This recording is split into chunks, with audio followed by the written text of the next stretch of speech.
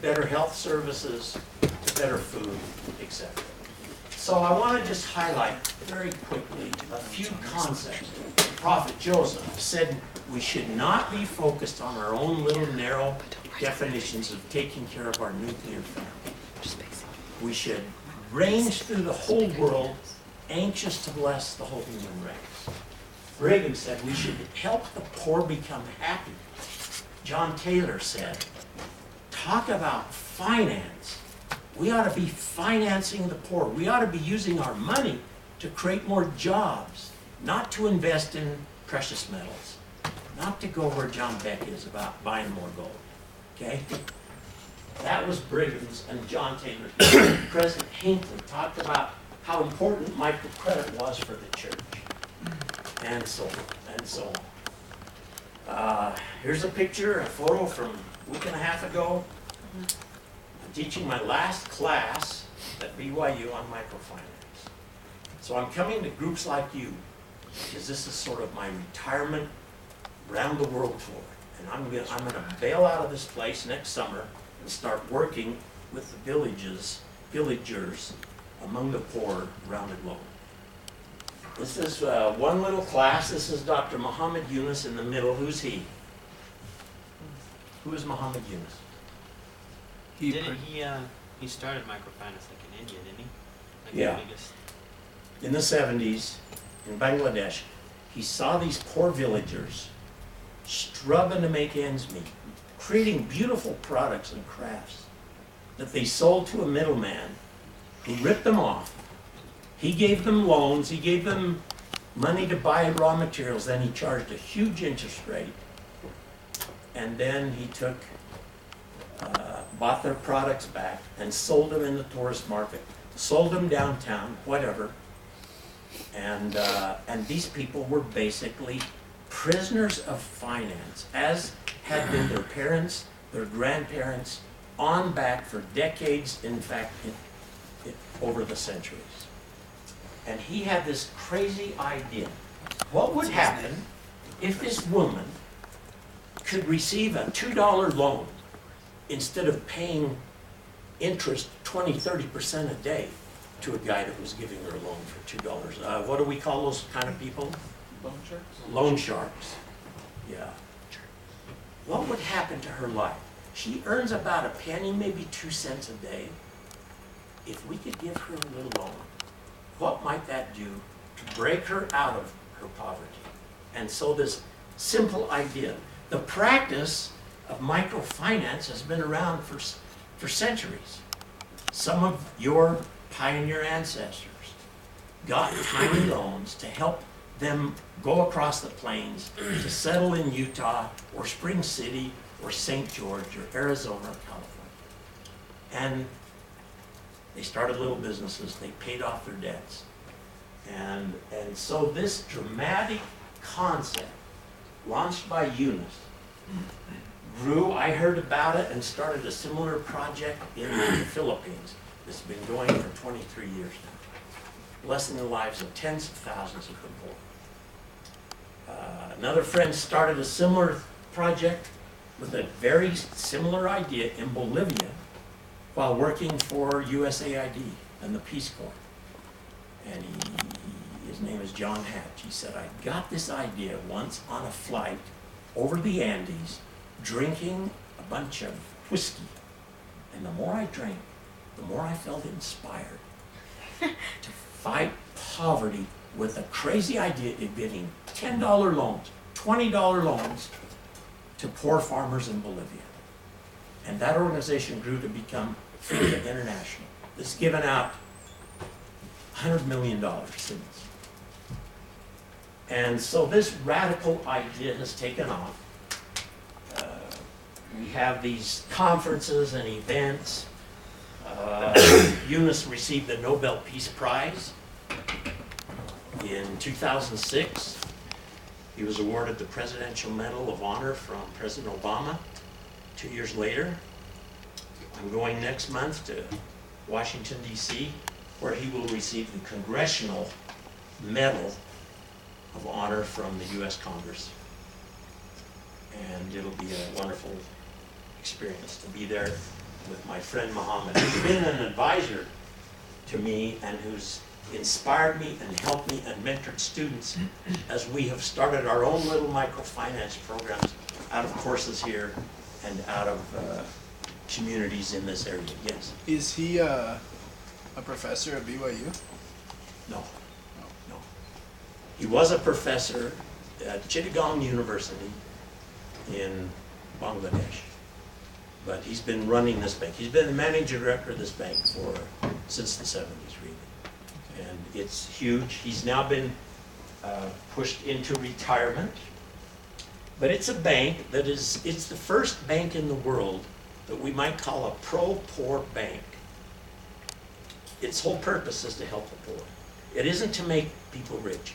It isn't to make bankers earn $30 million or $40 million a year. It isn't for Wall Street. It's to go find the poorest people in a village and give them a loan and help them begin to dig themselves out of poverty. I had a meal with President Hinckley about a decade ago, and sitting around that table at this event, he said, "Warner, what do you think is the world's worst pandemic?" And right off the top of my tongue, I was thinking, I'm going to have to say AIDS, the scourge of HIV/AIDS. It's killing tens of millions a year. And then I thought, wait, no, maybe it's Afghanistan, Iraq, and the wars, the invasions, the destruction, the hundreds of thousands killed. I said, I don't know, President Hinckley, what do you think? He said, Warner, it's poverty. That's the world's biggest problem today. And I think in a couple of weeks, when you go to General Conference, you're going to hear an announcement about how the church is ramping up to start really addressing the problems of poverty and unemployment with a whole new program. Here's his words to college students. It's not enough to get a job and get married, he says, and make a bunch of money and be successful and have some of the luxuries of the world. You've got to reach out to the poor. You've got to address this terrible pandemic. And so I don't know if you're aware of this, when President Monson became the prophet, within a few months he announced a new fourth calling or fourth purpose of the church, fourth mission besides. What are the threefold missions of the church that you grew up with? Proclaim the gospel, redeem the dead, and perfect the saints. Proclaim the gospel, redeem the dead, and what was the third? Perfect the saints. Perfect the saints, the living people. Now we have a new one, which emphasizes caring for the poor and the needy. That's the big change President Monson started with. You're going to hear more. So I see you as millennials. I see you as having great capacity, great capability. You're getting a fantastic education. While billions on this planet will never get in this school, never sit in a room this fancy, never have soft upholstered chairs and desks to write on. They'll never have that experience. And so I want you to think about what we can do, what you and I can do. How can we become empowered to address the problems of poverty? Here's what Joseph Smith argued. I already mentioned the first one. There's something about becoming anxiously engaged in a good cause and doing many things of our own free will, not just waiting to be commanded or invited or ordered, dictated to, but to do things of our own free will and choice and make a difference and bring to pass much righteousness, much good. Why? Because we're agents unto ourselves. So I'm going to be drawing in today and tomorrow's lectures on some business school ideals about managing, about team building, about motivating the poor, about motivating the wealthy, about changing our system and helping corporations become more socially responsible, more ethical, more focused on really serving their customers, not just selling stuff to their customers. And in doing so, I'm drawing on experiences with my MBAs who a few years ago started a group called Barefoot MBAs to go into the jungles, go into the third world, and find those who have so little and help them. Or others say they wanted to form a Mormon Peace Corps. The Peace Corps of the United States has had tremendous impacts for good since the 60s when JFK announced the formation. Can we do more? Can we reach out after serving religious missions, after serving the proselyting experience of carrying Christ's message around the globe? Can we also go back and help people temporally? Can we help them spiritually and temporally? Can we help them integrate the spiritual and the physical? That's part of our challenge. So I'm what you might call a BYU academic activist. I'm more interested in getting us to do stuff, not just learn from a textbook, not just pass an exam, not just get theory, but how can we practice what we preach at the university? How can we make a difference? Can we serve real people and struggling families? That's my goal. Maybe for some of you today, this will be a call to action, okay? So I use this quote from Joseph F. Smith, who attempted to explain to the world for a New York magazine that was asking in the early part of the last century, what is the Mormon view of charity? Are Mormons Christian was one big question. Do they practice charity? And to the first question, Joseph F. Smith said yes, and here's why. To the second question, he said yes, but our approach to charity is different than others. We don't just give handouts. We help the poor so they can begin to help themselves. And as they do so, then they can begin to reach out and help others. So that is a fairly radical notion. It's not the idea that we simply hand them money or hand the poor some food. Instead, we give them a hand up and we help them begin to feed themselves, create jobs for themselves, help their neighbors, etc. So if we look at the planet today, these are astounding numbers. People living on less than $2 a day. It's an incredible problem around the globe. And I have some friends, some college kids at Claremont University, the West Coast. They decided last year to figure out what it would be like to live like the world's poorest people. And so they took a vow for a month or 2 months to go to Guatemala and live on less than $2 a day. Some of them tried it on $1 a day. It was a grueling experience. They got sick, they were hungry, they were miserable, they were complaining. And they were just doing a little college academic experiment. They made a video about it, I'll share that with you later. If we look at what's happening around the globe in terms of the realities of poverty, we see huge gaps here, right? In the US versus poor countries, when you see per capita income, it's like we're in totally different worlds. And the fact of the matter is we are in different worlds, yes. Is that $2 a day including housing, healthcare, everything? Vaccinations for the kids, food, whatever housing payment they may need to make per month. You know, it's averaged over a month, but it ends up being less than $2 a day. So the gap between haves and have-nots in terms of per capita income is huge. The literacy gap between the US and many other countries is triple. The difference is triple in terms of opportunities for education. Little kids, older kids, teenagers learning to read and write, adults learning to read and write. The death rate of children under 5 is less than 1% in the US. And in the poorest countries, it's 10, 11, 12, some countries 15%. This is the average. And the children working in the workforce, young kids being exploited in the agricultural fields to harvest the crops or plant the seeds or weed, you know, the strawberries or whatever it may be. We virtually have no hard child labor in this country, other than the farmers. your Saturday chores your parents made you do, The farmers. which made you suffer greatly, right? What'd you say? I said the farmers in Idaho. The farmers in Idaho, the spud farmers, yeah, they're still suffering. But they got big technology now to help them do that work. But in poor countries,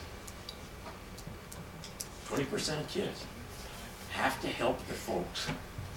They're out hustling on the street.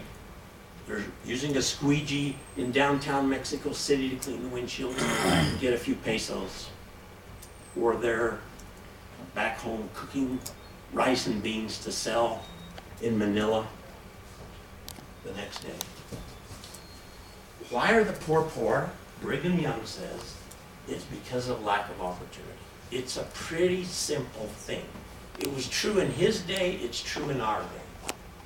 Without a chance, without a little credit, without a job being possible, people have no future. And so he argues that that's our responsibility as Mormons, as Latter-day Saints, to help the poor, help them with jobs, help them learn to be happy, help them learn to be wealthy, help them learn to be wise, learn how to live, and have a better future.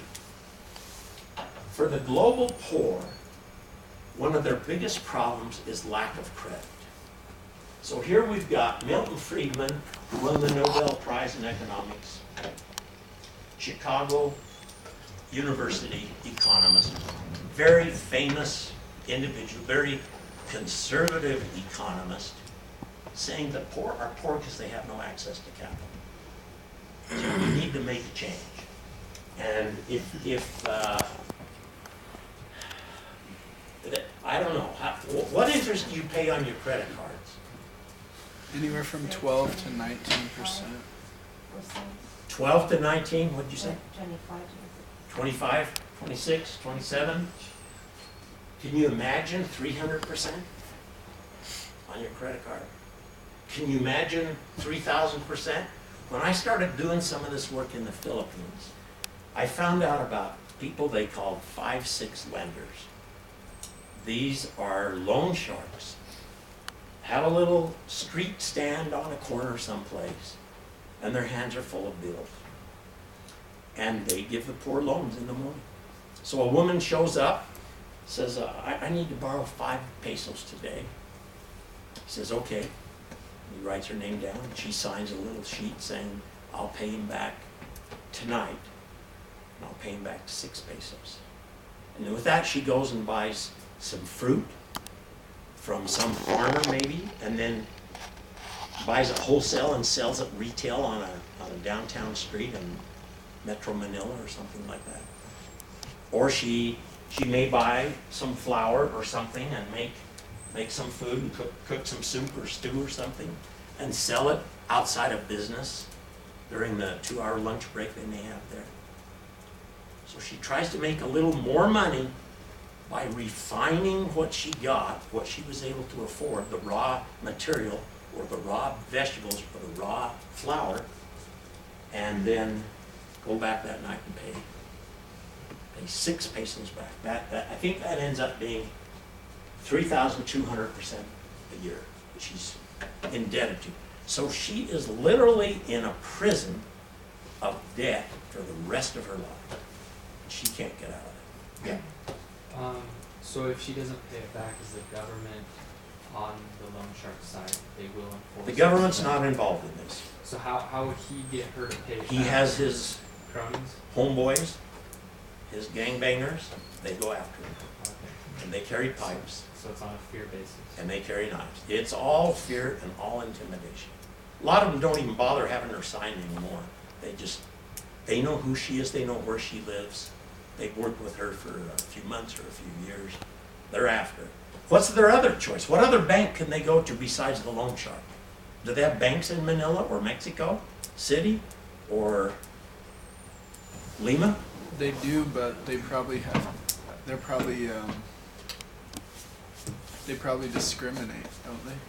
Why would banks not give the poorest people in their communities a loan? Too much risk. They don't have anything to lose. If they take the money Poor every time. The poor become more poor, they have nothing to lose, what were you gonna say?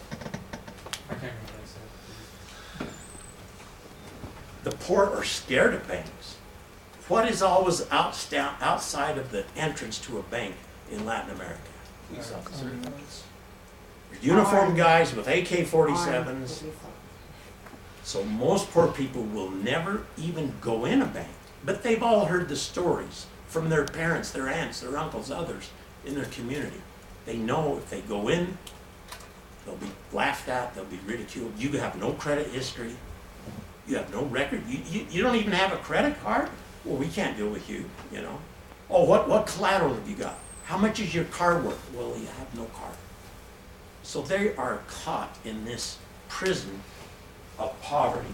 They're powerless. So along comes microcredit as a potential solution. And I've got way too many definitions here.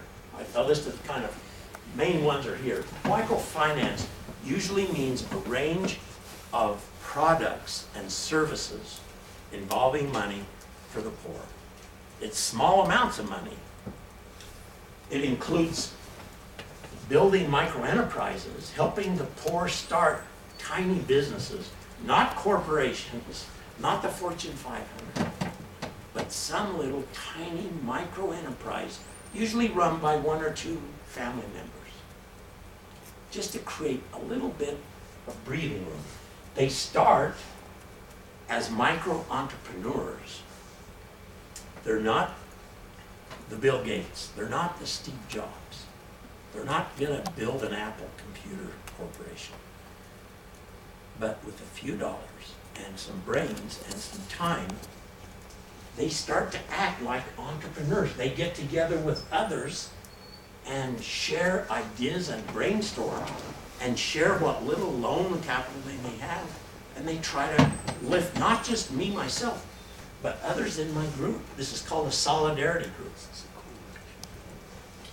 They receive microcredit, which is a loan only for a business purpose, not to buy a cell phone, not to buy food, not to take your child to the doctor. Microcredit is for business loans, micro-enterprise creation.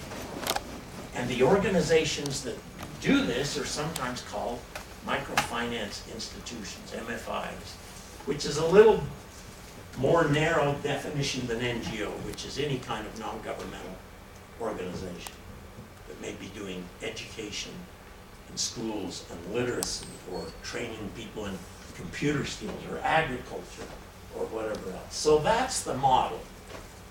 Now, if we were, let's just role play this a minute. Let's say I'm a staff member from an MFI, and you are all residents in some rural village, let's say in Ecuador. We have an office in the capital. We have maybe some field offices in other cities. But we're reaching out to the poorest parts of Ecuador. And so I come to your community, your village, and maybe you're just an extension of a small town with 5,000 people.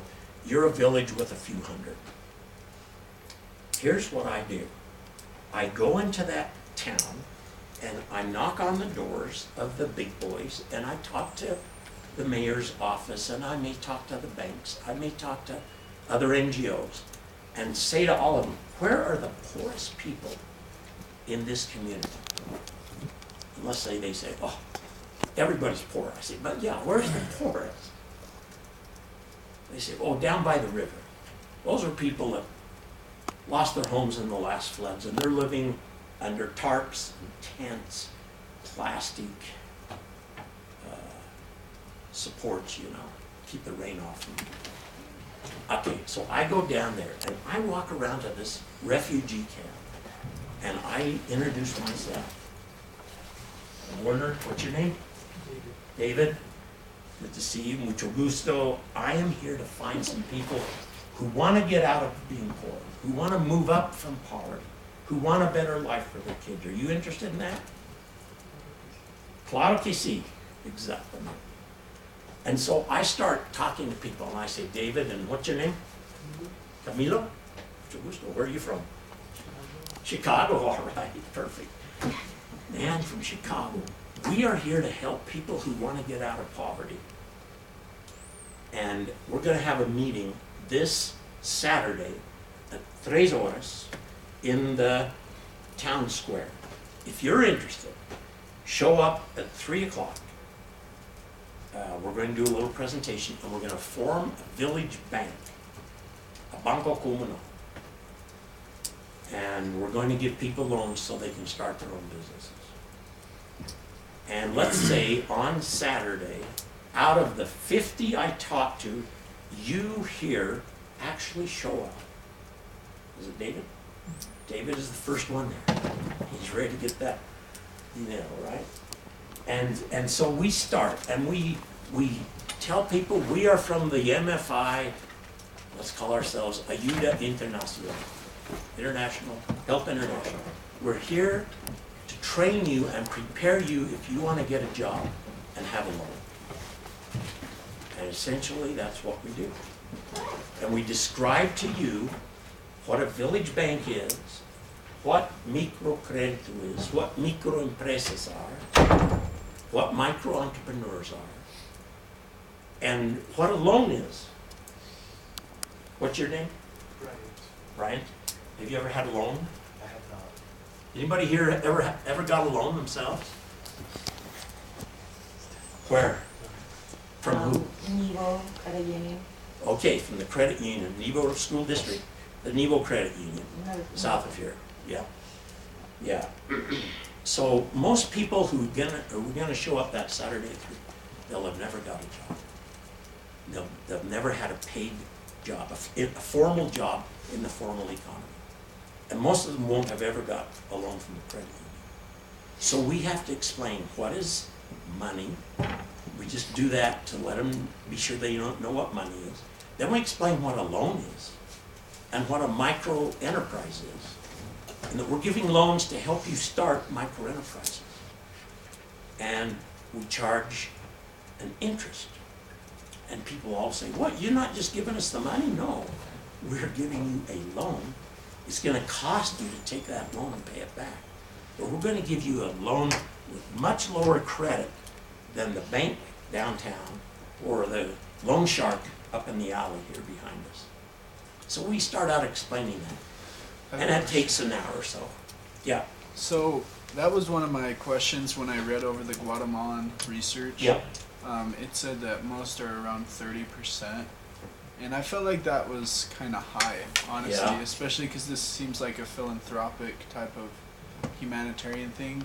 It seems like, I don't know, that seems pretty high as far as doing... It's higher than you're charged here, right? Well, yeah. As far Yeah. as doing service for people, I feel like, is that pretty standard or... Well, so that's a big debate. What should the MFI be charging? And there are some who say we should charge as low an interest possible because we're more of a humanitarian organization. We're concerned about people's welfare. We want the poor to dig themselves out of poverty. And the best way to do that is to give them a loan. The ideal, some say, would be no interest. Just give them a loan and hope they'll pay it back. But if you want them to learn how money really works and how the economy really operates, and to understand that there's no such thing really as free money, that you've got to pay some interest for it, because that helps you learn to manage your money and be more responsible. That most NGOs and MFIs these days say that's what we ought to do.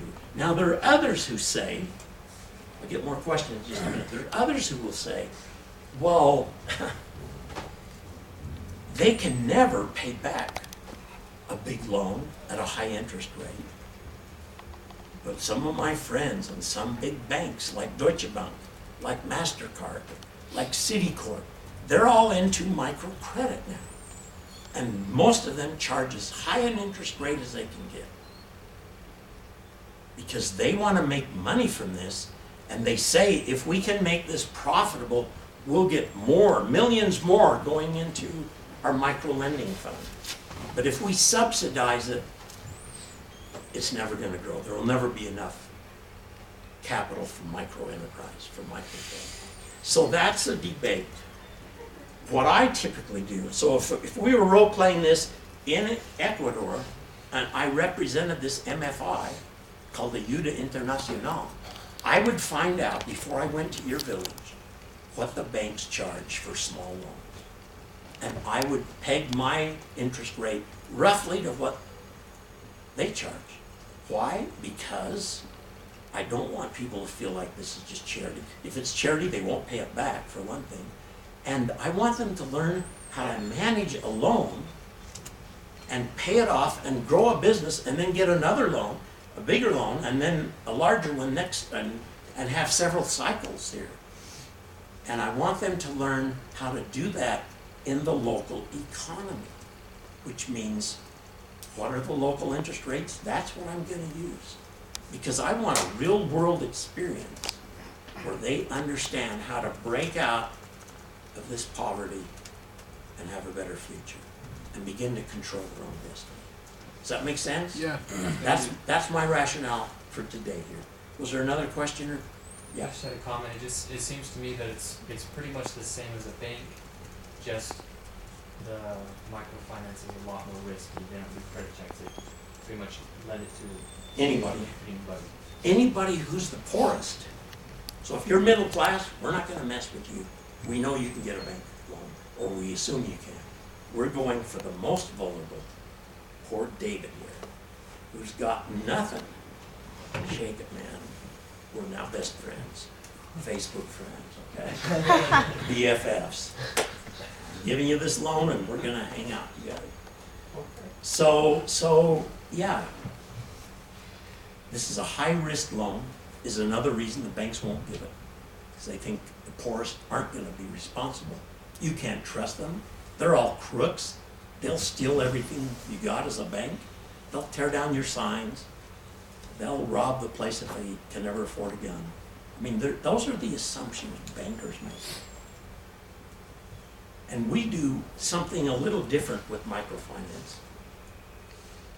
Since nobody has a credit history that we'll give loans to, if you did, we'd tell you to go to the bank. And nobody has collateral. We design a little structure called Solidarity Group. So out of our bank of 30 people, let's say, you're going to create a solidarity group with 3, 4, 5 others in our village bank. People you know, people you trust, people you think are ethical or honest. And when the day comes to give you the loans, we're going to give the loans to each member of your group with a certain requirement.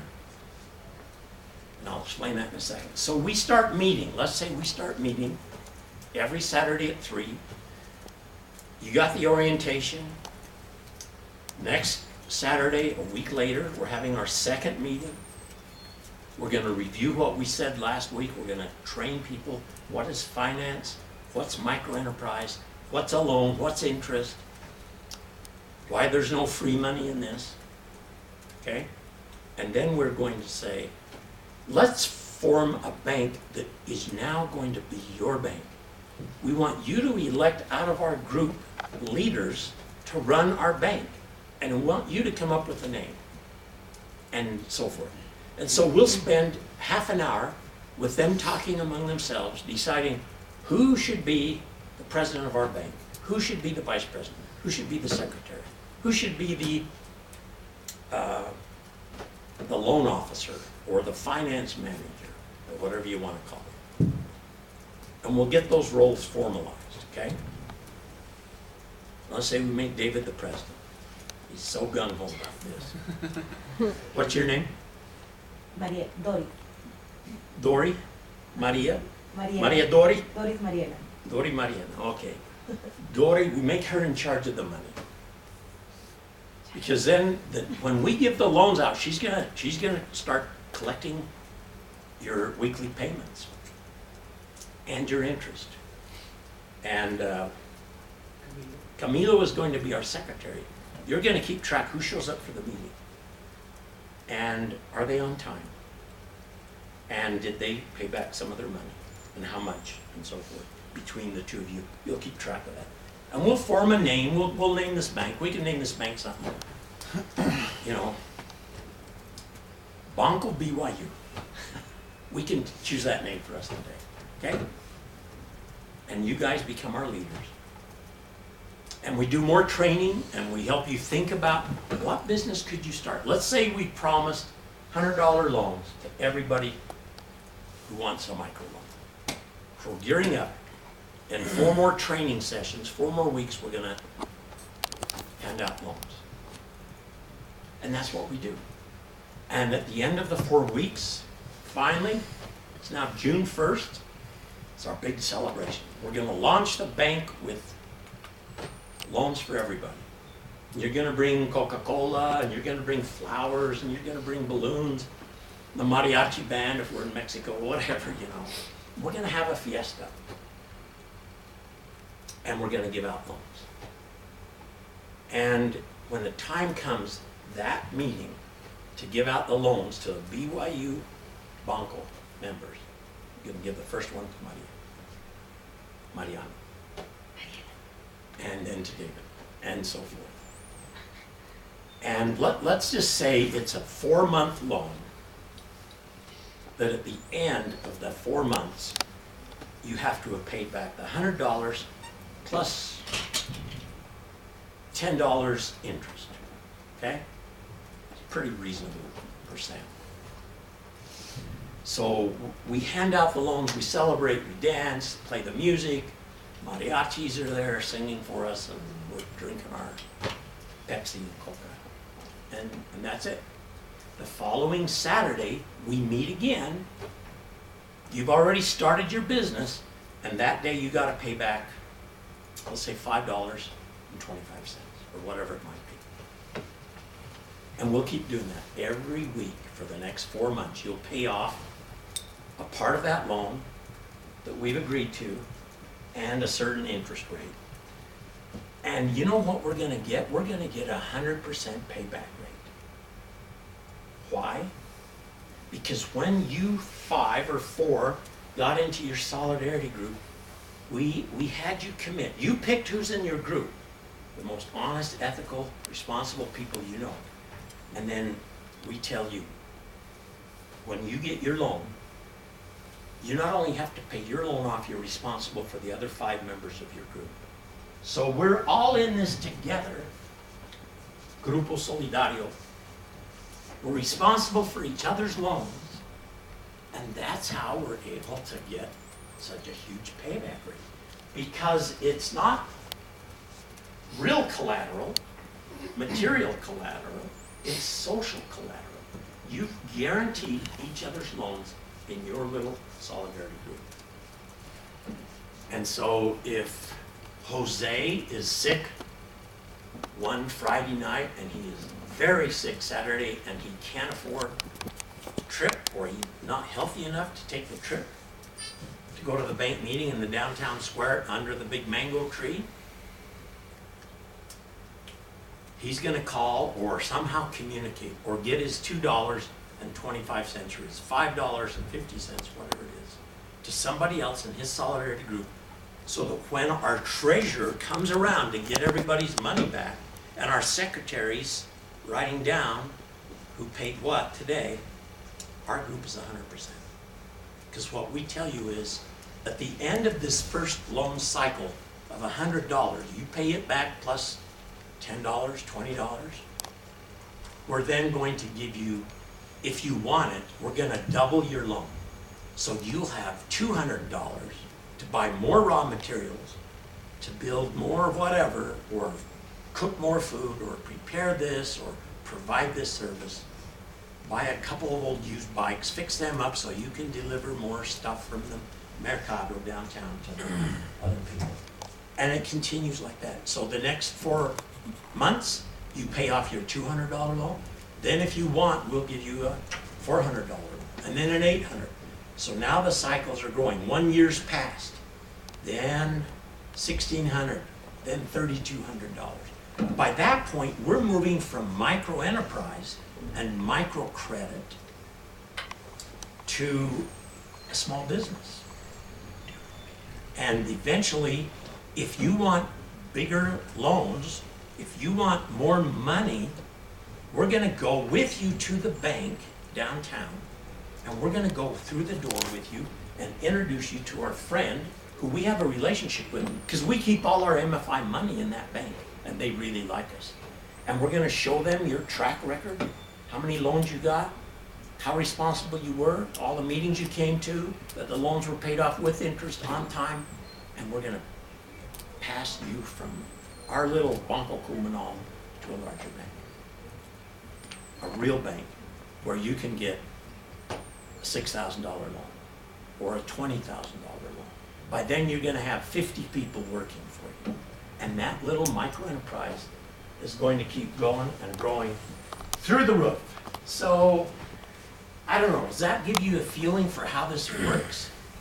So we're saying, here's our present state of poverty, of illness, women feeling unempowered or disempowered, families struggling to get one meal a day. We're going to change that because we're imagining, we're visualizing a future ideal where everybody in our community, in our favela in Brazil, our shanty town in India or Mexico, is moving to an ideal state. So let me just take 2 more minutes here. This is one example of a little micro-enterprise outfit here in Provo that was started in my microfinance class 2002, 2003, where we said, besides working in Mexico or Ecuador, why don't we do micro-lending here in our own community, where we as students and faculty, as we see the poverty around us, can do something. So we started this little program to provide services and help tiny enterprises be launched by people in our community. I don't know, do you all speak Spanish? Do you understand this? Yeah? So we provide 4 things upon which we give these loans. Capacitation, training, right? Capacitación, apoyo de grupos, these little solidarity groups that they form. We provide mentoring, mentores, consulting, pro bono help to get your little micro enterprise up and going, and we provide a préstamo. We give you a loan to do so, right? And that's how this started. Here's Jorge with one example of a business that started with almost nothing in a little rented room downtown, and now he's selling all kinds of stuff. And here's some of our first graduates, 4 different countries. There's a couple of my students and myself in the Tanner building. And let me just wrap up with Maria here. She came from Guatemala with her husband, 3 kids. Have a better future for their children. Came across the border, no documents, undocumented Latinos from Guatemala. They get here, they live here a couple of years, the husband takes off, and she's stuck. And she's moving from one dirty, lousy, run-down apartment to another because she can't get a job and keep a job. She hasn't got any legal papers to ensure that she's able to have that job. And her kids are pulled out of one school, put in another. Uncertainty, fear, depression, etc. Powerlessness. But she got this little idea. What if I became a Latina barber here in Provo? And so she said, I want to get your training. I want to get a $500 loan. I will pay it off. So she did. We had 8 or 9 modules. Every Friday night for a couple months, we trained this little, we had a little larger group. 4 of them finished, 4 of them graduated, 4 of them got $500 loans. Where did we get the loans? We couldn't get the bank to give us the loans. So it came out of Warner's wallet, handing out $100 bills to people like Maria. And they promised to cover for each other and pay it back. 4 months later, she had paid back her $500. And then she came back and said, okay, I'm ready for 1,000.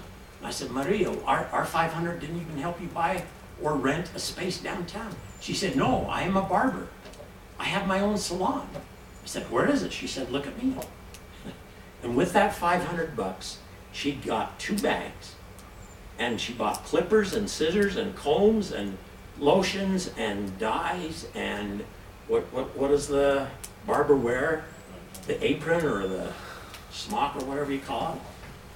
And she started knocking on the doors of Latino houses in downtown Provo, in the poor sections of the city, heading south, heading west. She knocks on their doors and says, hi, I'm Maria, I'm your barber. I'm your neighborhood barber. I'm here to cut hair today. Are there any children that need a haircut? $2. Is there a man in the house? $5. Is there a woman? If you want, depending on what you want, curls, colors, razor cuts, etc., you tell me, starts at $10, $10 to $15. And she grew all these clients. And she kept building on that client base because they needed haircuts every month or two. And then she came back with her $1,000 loan. She outfitted her sister, and her sister started working in Orem, and she kept working in South Provo. And last time I saw her was a couple years ago. I think she had 5, maybe 6 different women, one in Lehigh, one in Spanish Fork, and they're all doing this thing. No overhead, no rent, no leasing of a building, no expensive electric bills. Just going house to house. That is the power of this crazy idea called microcredit. Do they need a license?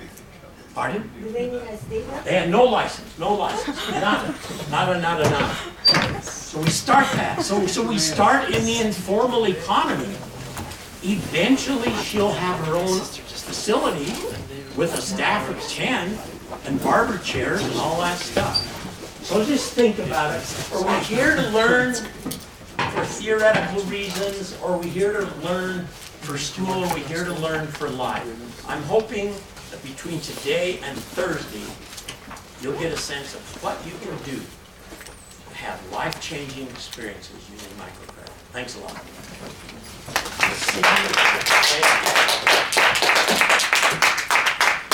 Thursday, a little quiz. I'll be here right on time.